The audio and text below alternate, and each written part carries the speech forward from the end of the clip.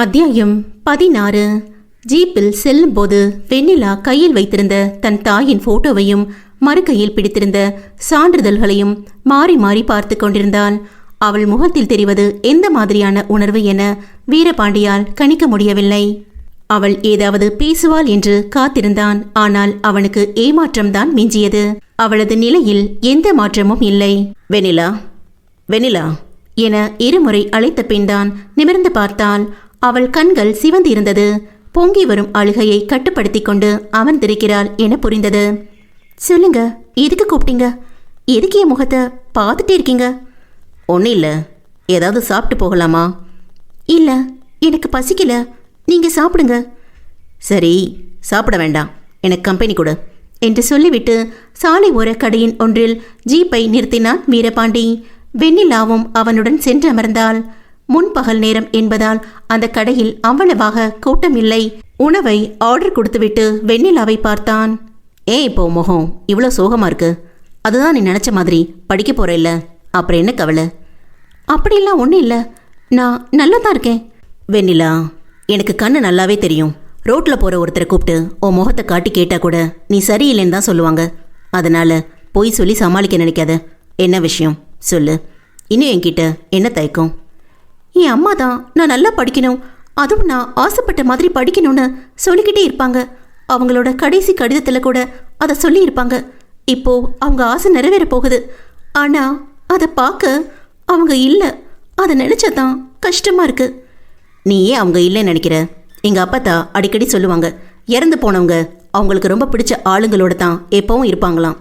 என் அப்பத்தாக்கு எங்கள் வீட்டிலேயே வச்சு என்னத்தான் ரொம்ப பிடிக்கும். அவங்க இறந்து போனாலும் இப்போ வரைக்கும் என் கூட இருக்கிற மாதிரி தான் நான் நினச்சிட்ருக்கேன். அதைத்தான் உனக்கும் சொல்கிறேன். உன் அம்மா எங்கேயும் போகலை, உன் கூட தான் இருக்காங்க அப்படின்னு நினச்சிக்கோ. அவங்க நினச்ச மாதிரி நீ நல்லா படித்து நல்ல வேலைக்கு போனால் அவங்க கண்டிப்பாக சந்தோஷப்படுவாங்க. சரியா? அவங்க நீ பண்ணுறதெல்லாம் பார்த்துட்டு தான் இருக்காங்கன்னு நினச்சி படிக்கிற வேலையை மட்டும் பாரு. இந்த மாதிரியெல்லாம் யோசிக்காத. சரியா? சரிங்க, எனக்கு புரியுது. சாப்பிடுங்க, ஆறி போனால் நல்லா இருக்காது. அது உனக்கு சொன்னது. நீ சாப்பிடு, எனக்கு வேறு வரும். அப்பவே ஆர்டர் பண்ணது உங்களுக்கு இல்லையா? இல்லை, உனக்கு தான். நீ எதையும் யோசிக்காத, உனக்கு நான் இருக்கேன், நான் பார்த்துக்கிறேன். அப்போதுதான் வெண்ணிலா முகத்தில் சிரிப்பே வந்தது. சரி சொல்லு, இதுக்கப்புறம் என்ன கோர்ஸ் படிக்கணும்? அது நம்ம ஊர் காலேஜில் இருக்குமா? பார்க்கலாம். நான் அதை பற்றி +2 படிக்கிறப்பவே எங்கள் டீச்சர்கிட்ட கேட்டேன். ரிசல்ட் வந்தது அப்புறம் என்னை வந்து பாரு, ஃபிசிக்ஸ் மார்க் எவ்வளோ வந்திருக்குன்னு பார்த்துட்டு சொல்கிறேன்னு சொன்னாங்க. ஆனால் ரிசல்ட் வந்த அப்புறம் சித்தி என்னை வீட்டை விட்டு வெளியவே விடலை. அதனால அவங்கள பார்க்க முடியல. சரி, நீ எவ்வளோ மார்க்கு ஃபிசிக்ஸில்? 192. ஓ, நல்ல மார்க்கு தான். சரி, அந்த டீச்சர் வீடு எங்கே இருக்குன்னு தெரியுமா? தெரியும். சரி, நாளைக்கு லீவ் நாள் தான், நாளைக்கு போய் பார்க்கலாம். சரிங்க. அப்புறம் ஒரு விஷயம். சொல்லு வெண்ணிலா. அது வந்து ஏய், இப்போ தானே சொன்னேன், எதுவாக இருந்தாலும் தயங்காமல் சொல்லு. அது நான் பிஇ படிக்கணும், அப்புறம் மாஸ்டர் கோர்ஸ் படிக்கலாம். நிறைய செலவாகும். என்கிட்ட ஜுவல்ஸ் எதுவும் பெருசாக இல்லை. என் அம்மா நகையெல்லாம் சித்திக்கிட்ட இருக்கு. கேட்டாலும் அவங்க தரமாட்டாங்க. அதான் பணத்துக்கு என்ன பண்ணுறதுன்னு யோசிக்கிறேன். வெண்ணிலா, இப்போ நீ என்னோட பொறுப்பு. உன் படிப்பும் என்னோட பொறுப்பு தான். எனக்கு படிக்கணும்னு இருந்த ஆசையை கூட இப்போ ஓ மேலே தான் வச்சுருக்கேன். செலவை பற்றி எல்லாம் கவலைப்பட வேண்டாம். உனக்கு பிடிச்சதை படி. எங்கள் வீட்டில் உன்னை படிக்க விடாமல் பண்ணுறதுக்கு என்ன வேணாலும் பண்ணுவாங்க. நீ அதுக்கெல்லாம் பயப்படக்கூடாது. எதுவாக இருந்தாலும் நான் வேலையை முடிச்சுட்டு வீட்டுக்கு வர வரைக்கும் பொறுமையாக இருக்கணும். இல்லை ஃபோன் பண்ணி சொல்லணும். சரியா? சரி, புரியுது. சாப்பிட்டியா? வா கிளம்பலாம், நேராச்சு. உன்னை வீட்டில் விட்டுட்டு நான் தோட்டத்துக்கு போகணும். சரிங்க, போகலாம். அதே நேரம் வீரபாண்டி வீட்டில் அனைவரும் சுந்தரம் தலைமையில் கூடியிருந்தனர்.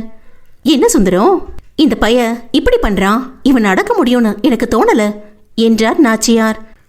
ஆமாம் அண்ணி, இதுக்கு மேலே நம்ம என்ன பண்ணுறதுன்னு உங்களுக்கு ஏதாவது யோசனை இருக்கா? யோசனை எல்லாம் இருக்கு. அதுக்கு உங்கள் உதவி இருந்தால் போதும். சொல்லுங்க, நாங்கள் என்ன பண்ணணும்? சொத்துக்காக என்ன வேணாலும் பண்ண நாங்கள் எல்லாரும் தயார் தான். சரி என தனது திட்டத்தை சொல்ல ஆரம்பித்தார் சுந்தரவல்லி. அத்தியாயம் 17. என்ன அண்ணி, எதுவாக இருந்தாலும் சொல்லுங்க, நாங்கள் சொத்துக்காக எது வேணாலும் பண்ணுவோம். அது உங்களுக்கும் தெரியும் தானே என்றார் சிங்கபாண்டி. நீங்க சொல்றீங்க தம்பி, ஆனா மத்தவங்க யாரும் வாய் திறக்கிறது மாதிரி தெரியலையே. அக்கா, இது எல்லாம் நாங்க சொல்லித்தான் உங்களுக்கு தெரியணுமா? அந்த செந்தில் பயலை தவிர நாங்க எல்லாரும் உங்க பேச்ச கேட்போம். நீங்க என்ன யோசிச்சிருக்கீங்க அதை சொல்லுங்க. சரி லக்ஷ்மி, நீ போய் கதவு சாத்திருக்கா பார்த்து சொல்லு. செந்தில் அவன் அம்மா இல்ல அவன் தங்கச்சி எப்போ வேணாலும் இங்க வரலாம். சரிக்கா. அந்த கிழவிய சோறு போடாம கொன்ன மாதிரி இந்த வெண்ணிலாவையும் நாம எதுவும் பண்ண முடியாது. அந்த கிழவிய நாம கொடுமைப்படுத்தி கொலை பண்ணப்போ வீரபாண்டி இங்க இல்ல, அதனால அதுக்கு நமக்கு சுலபமா இருந்துச்சு.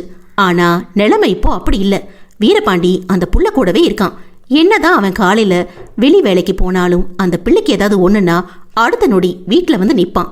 அவன் அப்பத்தா இறப்பு மேலேயே அவனுக்கு நிறைய சந்தேகம் இருக்கு.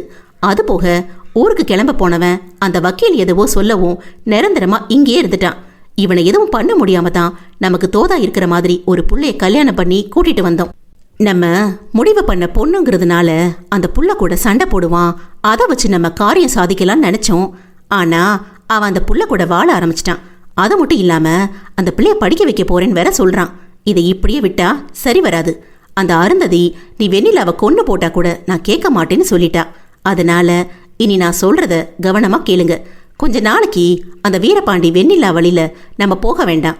இப்ப ஏதாவது குடைச்சல் கொடுத்தா அந்த வீரபாண்டி நம்மள வீட்டை விட்டு வெளியே அனுப்பவும் தயங்க மாட்டான். அந்த புள்ளைக்கு நம்ம மேல நம்பிக்கை வர மாதிரி நடக்க முயற்சி பண்ணுவோம். சரியான நாள் வரும், அப்போ என்ன பண்ணணும்னு நான் சொல்றேன். அப்போ அவனை அப்படியே விட சொல்றீங்களா நீ? கொஞ்ச நாளைக்கு தான் தம்பி. தினமுன்னா யாருக்கிட்ட என்ன வேலை சொல்றனோ அதை மட்டும் பண்ணுங்க போதும். அதற்குள் லக்ஷ்மி வாசலில் இருந்து குரல் கொடுத்தார். அக்கா, வீரபாண்டி வண்டி உள்ள வருது. சரி, இப்ப போய் எல்லாரும் வேலையை பாருங்க. யாரும் தேவையில்லாம அவங்க 2 பேர்கிட்டையும் எந்த பேச்சும் வச்சுக்க வேண்டாம், போங்க. சுந்தரவள்ளி சொன்னவுடன் அனைவரும் கலைந்து போயினர். வீட்டிற்குள் வந்த வெண்ணிலா, என்னங்க வீடு ரொம்ப அமைதியா இருக்கு? அது வேற ஒன்றும் இல்லை, இப்பதான் மீட்டிங் முடிஞ்சிருக்கும், அதான் இந்த அமைதி. இங்க என்ன மீட்டிங் நடக்க போகுது? என்ன சொல்றீங்க நீங்க? அது உனக்கு இப்ப புரியாது, போக போக புரியும், வா என அறைக்கழைத்து சென்றான். வெண்ணிலா கையில் இருந்த அவளது சான்றிதழ்களை வாங்கி பத்திரமாக ஒரு இடத்தில் வைத்தான். அதை திருட கண்டிப்பாக முயற்சி நடக்கும் என யூகித்திருந்தான். தன் தாய் போட்டோவை அங்கிருந்த மேஜையின் மேல் வைத்தாள். சரி வெண்ணிலா, நீ கொஞ்ச நேரம் ரெஸ்ட் எடு, நான் தோட்டம் வரைக்கும் போயிட்டு வரேன். சரிங்க, அப்புறம் ரொம்ப தேங்க்ஸ். எதுக்கு? எதுக்குன்னு சரியா சொல்ல தெரியல, ஆனா சொல்லணும்னு தோணுது, அவ்வளோதான். தேங்க்ஸ் எல்லாம் வெறும் வாயில சொல்லக்கூடாது, தெரியுமா? வேற எப்படி சொல்லணும்? அவள் அருகில் நெருக்கமாக வந்தவன் அவள் காதருகில் குனிந்து, நைட் வந்து சொல்லித்தரேன் என்று சொல்லிவிட்டு போய்விட்டான். அதற்குள் வியர்த்து வழிந்திருந்தாள் வெண்ணிலா. என்ன மாப்பிள்ள, காலையில போன பொழுது சாய போது இப்பதான் வர? பெரும் பிரச்சனையோங்க? இல்ல மாமா, பிரச்சனை ஆகியிருக்கும். அப்புறம் நம்ம மாணிக்கம் இருக்கான்ல, அவன் தான் அந்த ஊர் இன்ஸ்பெக்டர், அவன் வந்து சரி பண்ணிட்டான். ஓ, அந்தளவு ஆயிப்போச்சா? ஆமாம் மாமா என்று விட்டு அங்கு நடந்தவைகளை சொன்னான் வீரபாண்டி. இந்த புள்ளைய படிக்க வச்சு கரையேற்றுறது ரொம்ப கஷ்டம்தான் போல இருக்கே மாப்பிள்ள. ஆமாம் மாமா. சரி, பார்த்துக்கலாம் விடுங்க. ஆனா அவ வீட்டில் தனியா இருக்கிற நேரத்தில் நம்ம குணாவை அவ கூட இருக்க சொல்லுங்க மாமா. எதுக்கு பாண்டி? நான் இருக்கிற வரைக்கும் வீட்டில் இருக்கிற யாரும் அவகிட்ட வாலாட்ட மாட்டாங்க. இல்லாத நேரத்தில் அவளை சீண்டி ஏதாவது பேசுவாங்க, அதான். புரியுதுடா, நான் குணா கிட்ட சொல்றேன். சரி மாமா, கணக்கை பார்த்துடலாம், பார்த்துட்டு வீட்டுக்கு கிளம்பலாம். சரி பாண்டி. அத்தியாயம் 18. வீரபாண்டி சொன்னதைப் போல் மறுநாள் சான்றிதழ்களை எடுத்துக்கொண்டு அவளது ஆசிரியரை பார்க்க சென்றனர். வெண்ணிலாவை பார்த்தவுடன் புன்னகை முகமாக வரவேற்றார் ஆசிரியர் செல்வி. அவருக்கு வெண்ணிலாவை மிகவும் பிடிக்கும்.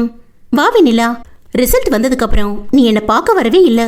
அப்புறம் விசாரிச்சு பார்த்தா அப்போ அந்த அருந்ததி உன்னை படிக்க கூடாதுன்னு சொல்லிட்டா அப்படின்னு பசங்க சொல்லிட்டாங்க. இப்ப என்ன பண்ற? எப்படி இருக்க? நல்லா இருக்கேன் டீச்சர், எனக்கு கல்யாணம் ஆயிடுச்சு. இவர் தான் என்னோட ஹஸ்பண்ட், பேரு வீரபாண்டி. என்னை மறுபடியும் படிக்க வைக்கிறேன்னு சொல்லியிருக்காரு. அதுக்கு தான் உங்களை பார்க்க வந்தோம். அப்படியா? ரொம்ப சந்தோஷம்.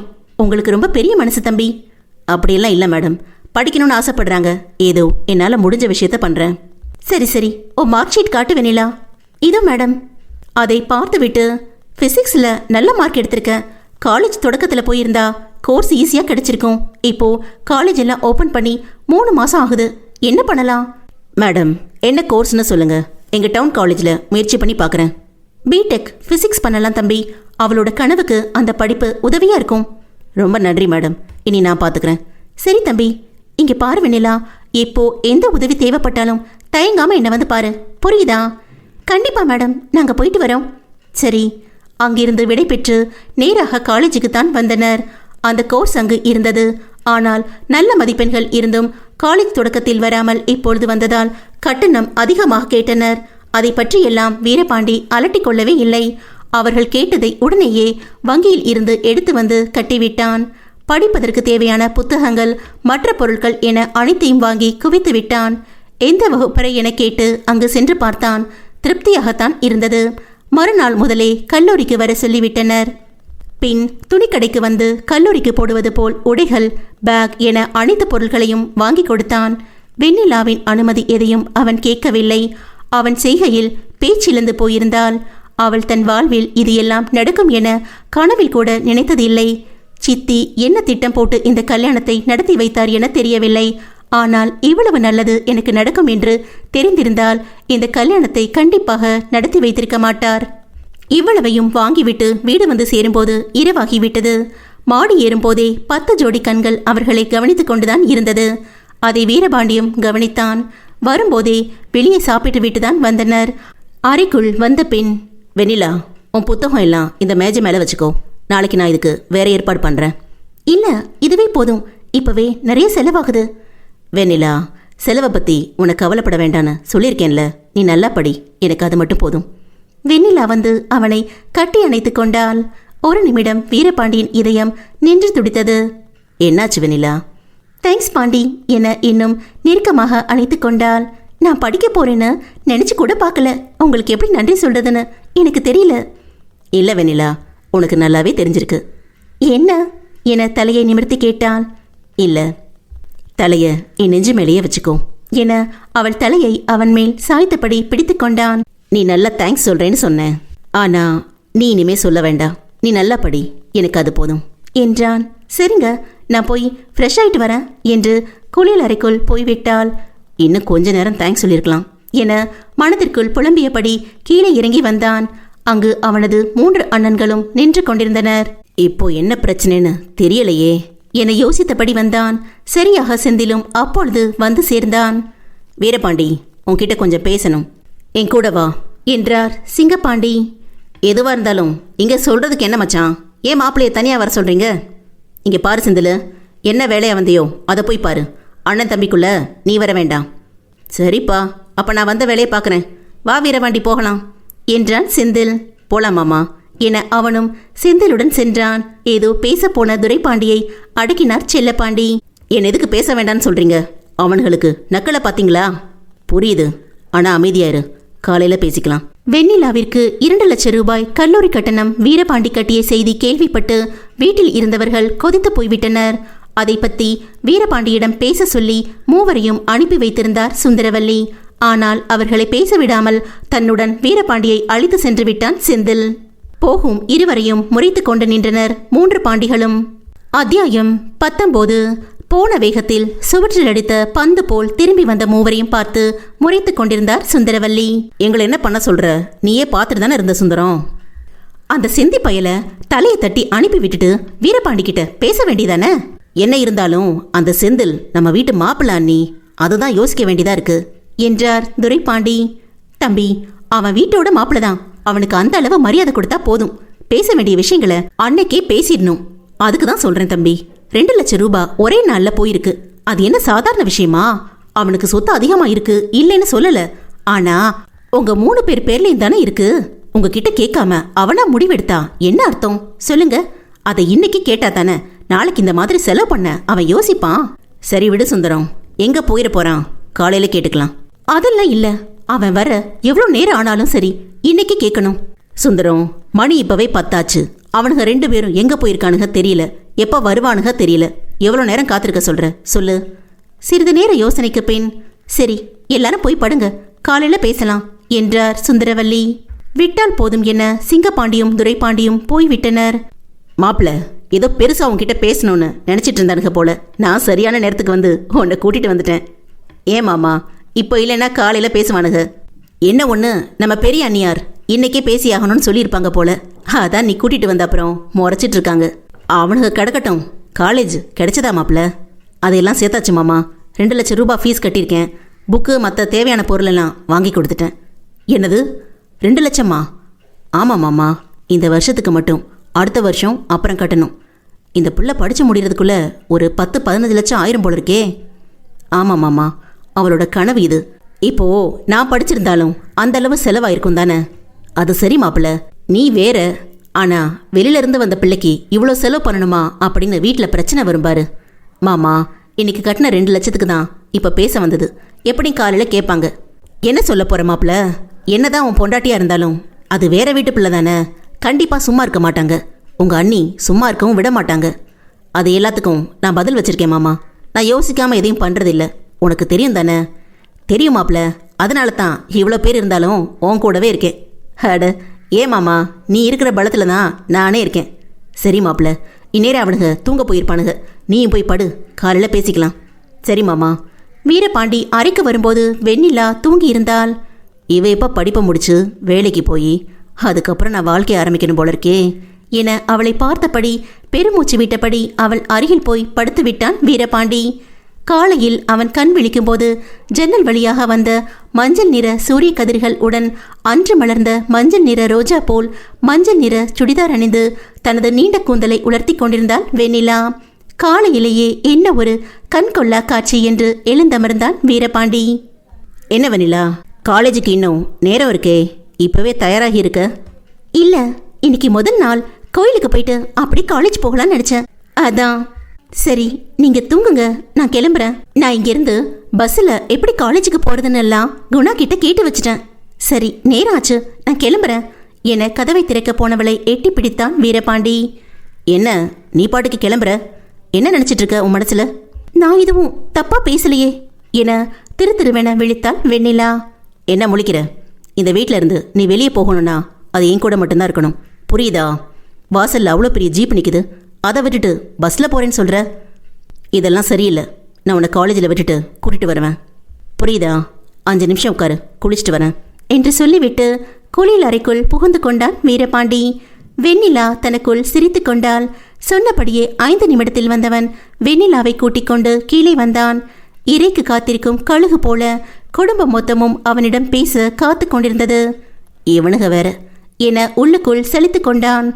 டே வீரபாண்டி, இங்கே வா, உன்கிட்ட பேசணும் என்றார் செல்லப்பாண்டி.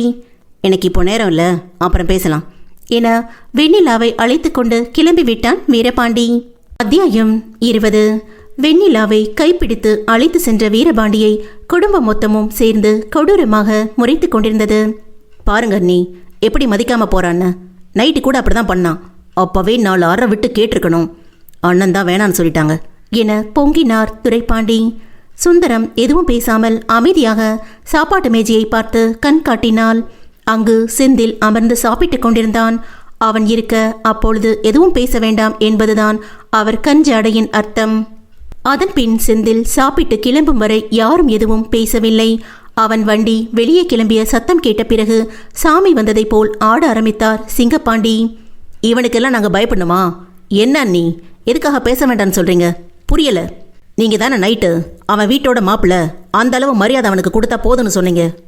இப்போ என்னாச்சு? என்னை எதிர்த்து கேள்வி கேட்குற அளவுக்கு வளர்ந்துட்டீங்க போல தம்பி. சிங்கப்பாண்டி தலை குனிந்தார். மன்னிச்சிருங்க அண்ணி. உங்க எல்லார் கோபத்தையும் சேர்த்து வைங்க, நமக்கு ஒரு நாள் பயன்படும். போற உங்க தம்பிய பிடிச்சு வச்சு கேட்டாலும் சரியான பதில் கிடைக்காது. இதுக்கு வேற ஒரு வழி இருக்கு என அதை சொல்ல ஆரம்பித்தார். அப்போதுதான் அனைவர் முகமும் தெளிந்தது. உங்க தம்பி வந்ததுக்கு அப்புறம் இதை கேளுங்க, அவன் என்ன பதில் சொல்றான்னு பார்க்கலாம். இப்ப போய் எல்லாரும் வேலையை பாருங்க என்று அனுப்பி வைத்து விட்டார். வெண்ணிலா சொன்ன அம்மன் கோவிலுக்கு அவளை கூட்டி வந்து இருந்தான் வீரபாண்டி. கோவிலின் வாசலில் அவளுக்கு பூ வாங்கி கொடுத்தான். அவளது நீண்ட கூந்தலுக்கு அந்த பூ அழகாகவே இருந்தது. திருப்தியாக தன் அம்மாவையும் மனதில் நிறுத்தி சாமி கும்பிட்டு வந்தாள் வெண்ணிலா. ஜீப்பில் கல்லூரிக்கு சென்று கொண்டிருந்தனர். 3 மணிக்கு காலேஜ் விடுவாங்க, நீ வெளியே வர வேண்டாம். நான் வர வரைக்கும் உள்ளேயே இரு, சரியா? இல்ல, உங்களுக்கு நிறைய வேலை இருக்கும். வர அப்போ ஆச்சும் நானே வந்துடுறேனே, உங்களுக்கு எதுக்கு கஷ்டம்? வெண்ணிலா, நீ இப்படியெல்லாம் பேசுனா இந்த படிப்பே வேண்டாம், வந்து எனக்கு பொண்டாட்டியா இரு அப்படின்னு வீட்டுக்கு கூட்டிட்டு போயிடுவேன், புரியுதா? இல்ல, நீங்களே வாங்க, நான் வெயிட் பண்றேன். அது மரியாதை. போகும் வழியில் காலை உணவை உணவகம் ஒன்றில் முடித்துவிட்டு பின் கல்லூரியில் இறக்கிவிட்டான். அவள் வண்டியில் இருந்து இறங்கப் போகும் முன் அவளை தன் பக்கம் இழுத்தவன் அவள் இதழை தன் இதழால் மூடியிருந்தான். அதிர்ந்து விழித்தாள் வெண்ணிலா. இல்ல, கல்யாணத்துக்கு அப்புறம் உன்னை பிரிஞ்சு ரொம்ப நேரம் இருக்க போகிறேன், அதுக்கு தான் இது. அப்புறம் இந்தா செலவுக்கு வச்சுக்கோ என தேவையான அளவு பணத்தையும் அவளிடம் கொடுத்துவிட்டு அவளை இறக்கிவிட்டான். வகுப்பு அறைக்கு வரும் வரை அவன் கொடுத்த முத்தம் ஞாபகத்துக்கு வந்து கொண்டே இருந்தது. இவருக்கு வர வர நேர காலம் தெரியறதில்ல என அவனை மானசீகமாக திட்டவும் தவறவில்லை. வகுப்பு அறைக்குள் கால் எடுத்து வைக்கும்போது வீரபாண்டி குறித்த எண்ணங்கள் எல்லாம் பின்னோக்கி போய் மனதில் அவளது அம்மாவை கொண்டு வந்து நிறுத்தினாள். அம்மா, உன் ஆசைப்படி நான் படிக்க போறேன், என் கூட இருந்து என்னை வழி நடத்துங்க என வேண்டிக் கொண்டு உள்ளே சென்றாள் வெண்ணிலா. கல்லூரி உள்ளே சென்ற பின் கூட அங்கேயே சற்று நேரம் நின்று கொண்டிருந்தான் வீரபாண்டி. அவளையே ஏக்கமாக பார்த்தபடி இருந்தான். இன்னும் கொஞ்ச நேரத்தில் வந்துடுவா, அதுக்கு எதுக்கு இவ்வளோ ஃபீலிங்ஸ், தேவையில்லை என்று நினைத்து கொண்டு வண்டியை எடுத்தான். செந்தில் அழைத்திருந்தான். சொல்லு மாமா. மாப்பிள்ள எங்கே இருக்க? இப்போதான் மாமா காலேஜில் விட்டுட்டு கிளம்புறேன், வீட்டுக்கு போயிட்டு அப்புறம் தோட்டத்துக்கு வா மாப்பிள்ள. வீட்டில் எனக்கு என்ன வேலை மாமா? டேய், அவனுங்க கொலை வெறியில் இருக்கானுங்க, போய் என்ன ஏதுன்னு கேட்டுட்டு வா. இவனுங்க டார்ச்சர் வேற. சரி மாமா, போயிட்டு வரேன் என்று சொல்லிவிட்டு ஜீப்பை விரட்டி நேராக வீடு வந்து சேர்ந்தான். செந்தில் சொன்னது போலவே அனைவரும் காத்து கொண்டிருந்தனர். சொல்லுங்க, என்ன பேசணும் என செல்லப்பாண்டி முன்னால் போய் அமர்ந்தான்.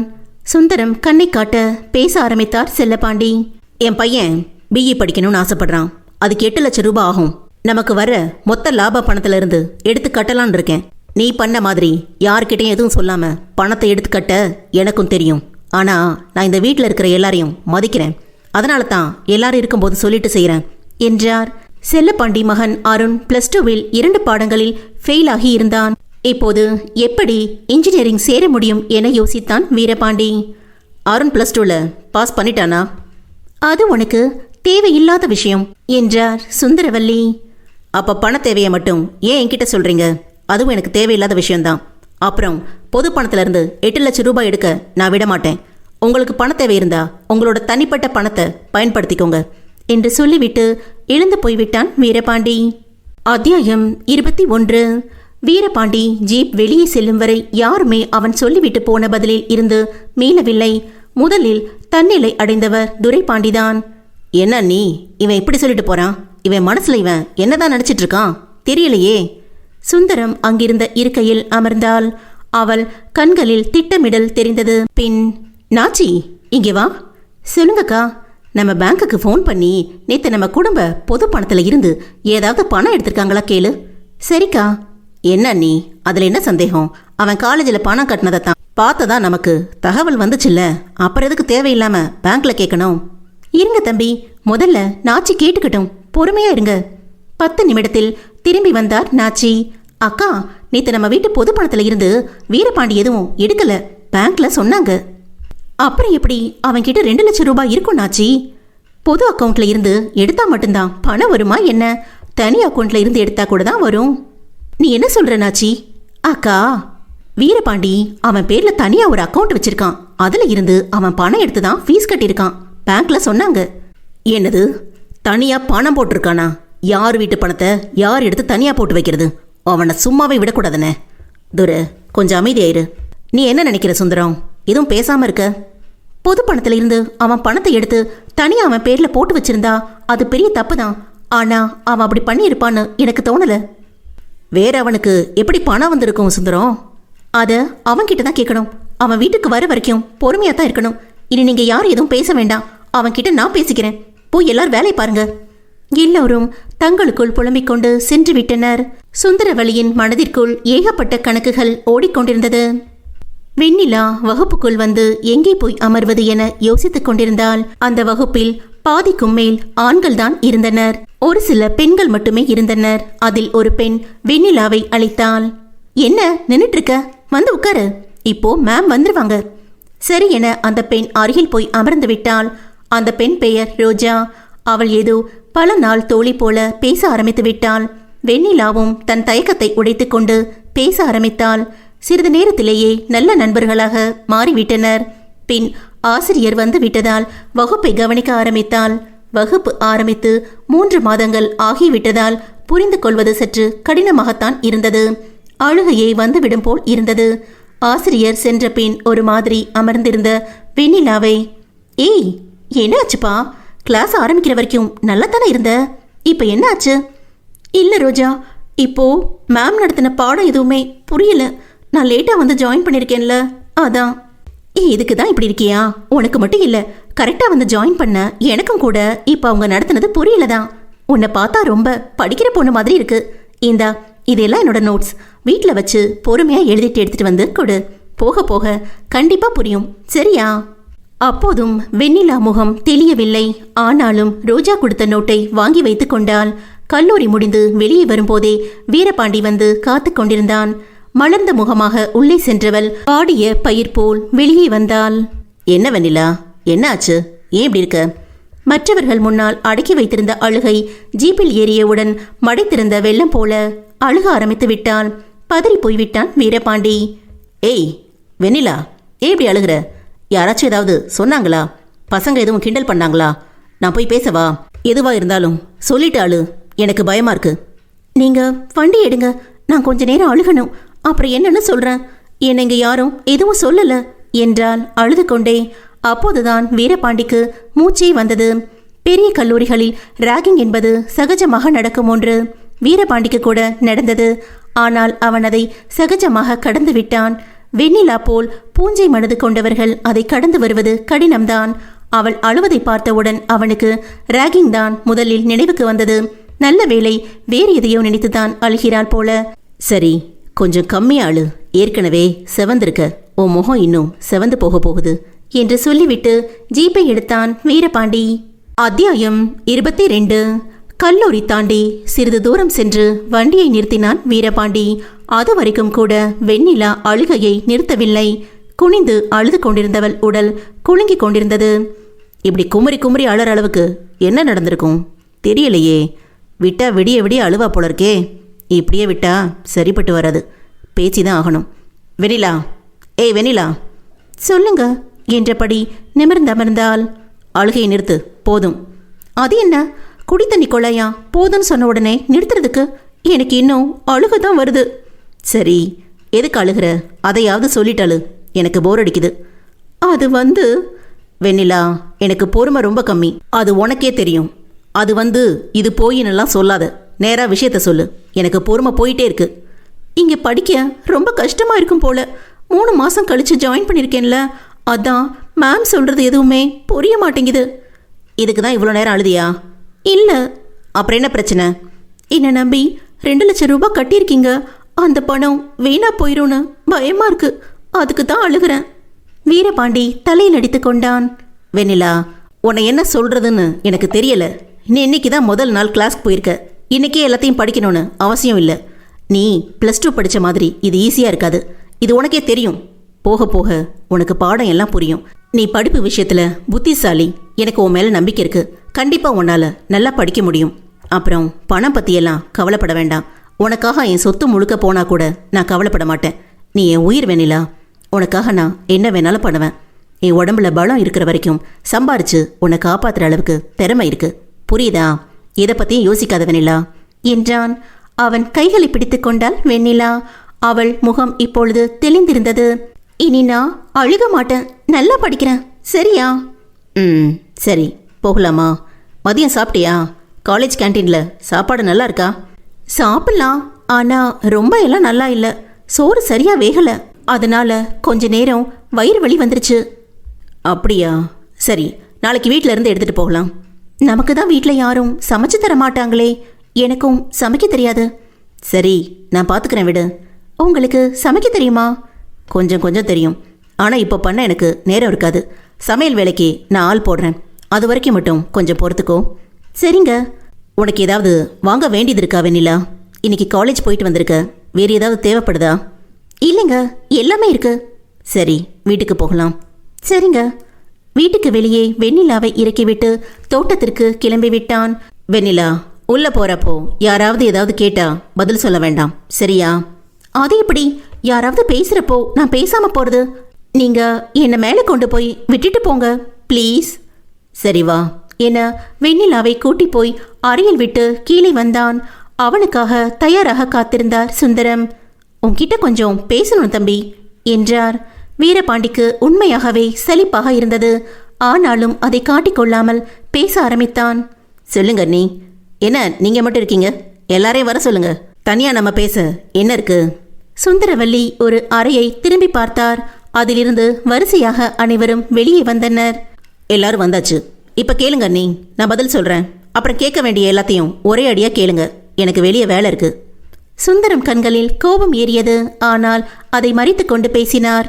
எங்க பையனுக்கு பொது பணத்துல இருந்து எடுத்து காலேஜுக்கு கட்டக்கூடாதுன்னு சொல்லிட்டேன்.